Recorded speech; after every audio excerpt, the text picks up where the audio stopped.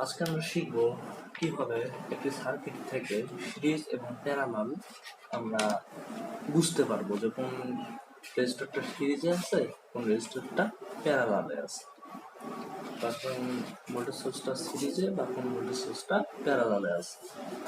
তো এটা বোঝার জন্য আমাদেরকে প্রথমে জানতে হবে ব্রাঞ্চ কি, নোড কাকে বলে।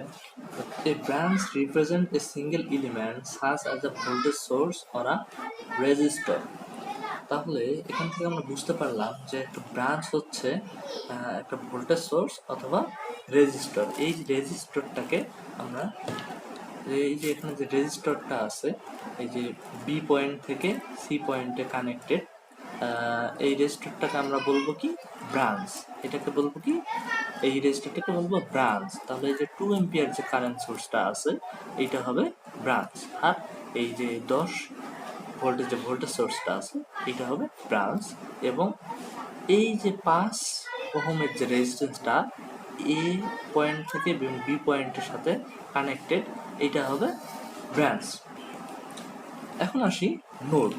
A node is the point of connection between two or more branch. Node হচ্ছে দুই বা ততোধিক ব্রাঞ্চের কানেকশন পয়েন্ট। তাহলে এই যে এই পয়েন্টটাতে আমরা দেখতে পাচ্ছি দুইয়ের অধিক, দুই তো আছেই, দুইটা তো আছেই, দুইটা ব্রাঞ্চ তো আছেই, এবং তারও অধিক ব্রাঞ্চ, মানে যে 3টা ব্রাঞ্চ এই পয়েন্টটাতে কানেক্টেড। তাহলে এই পয়েন্টটাকে আমরা কি বলবো, নোড। এবং এই যে এই পয়েন্টটাতে 3টা কানেক্টেড, বা এই যে 4টা কানেক্টেড।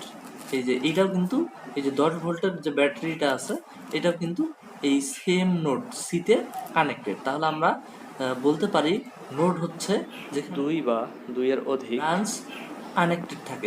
এইটাও একটা, এটাও একটা কি হবে, নোড। কারণ এখানে এখানে রেজিস্ট্যান্স, এখানে 5 ওহম রেজিস্ট্যান্স কানেক্টেড এবং 10 ভোল্টের ব্যাটারি কানেক্টেড। তার কারণে এইটাকে আমরা কি বলতে পারি, নোড বলতে পারি। এখন আমরা এখান থেকে সিরিজ এবং প্যারালাল কিভাবে ডিটেক্ট করব।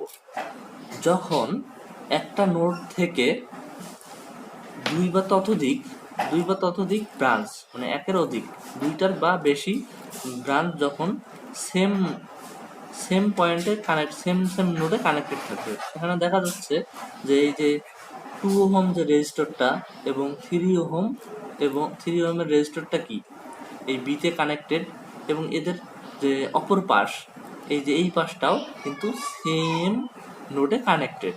যখন দুই বা ততোধিক রেজিস্টর বা ক্যাপাসিটর বা ইন্ডাক্টর যাই বলি না কেন, দুইটা যখন একই নোডে কানেক্টেড থাকবে, এখানে কি উপর অংশটুকু বি নোডে কানেক্টেড এবং নিচের অংশটুকু সি নোডে কানেক্টেড। তাহলে আমরা বলতে পারি 2 রেজিস্টর এবং 3 ওহম রেজিস্টর দুইটা কি প্যারালাল।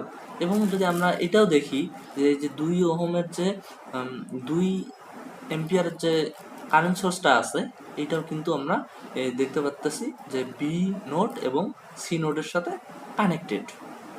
কিন্তু তাহলে আমরা বলতে পারি 2, 3 এবং এই যে 2 এম্পিয়ার কারেন্ট সোর্স কি আছে, প্যারালালে সংযুক্ত।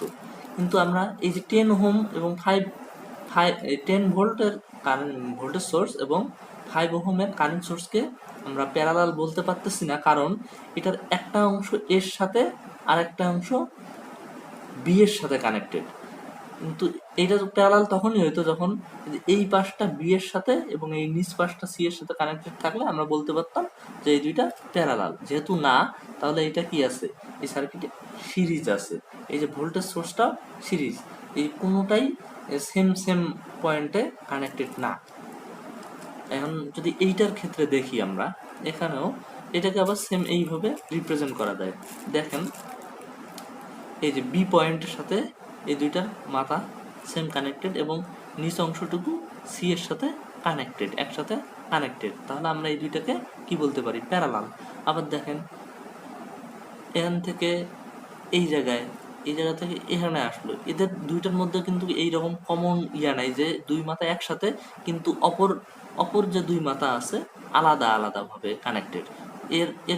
এর পেছনটুকু আছে বি এর সাথে কানেক্টেড, এর পেছনটুকু আছে সি এর সাথে কানেক্টেড। এর পেছন দুইটা যদি একসাথে সংযুক্ত হইতো একই সাথে থাকতো, শর্ট করা এই দিক দিয়ে যদি আমি শর্ট করে দিতাম তাহলে এই দুইটা প্যারালাল হইতো। কিন্তু যেহেতু শর্ট নাই, যেহেতু এর অপর প্রান্তটা আর একটা নোডের সাথে, এর অপর প্রান্তটা আর একটা নোডের সাথে সংযুক্ত, তাহলে এরা প্যারালাল না।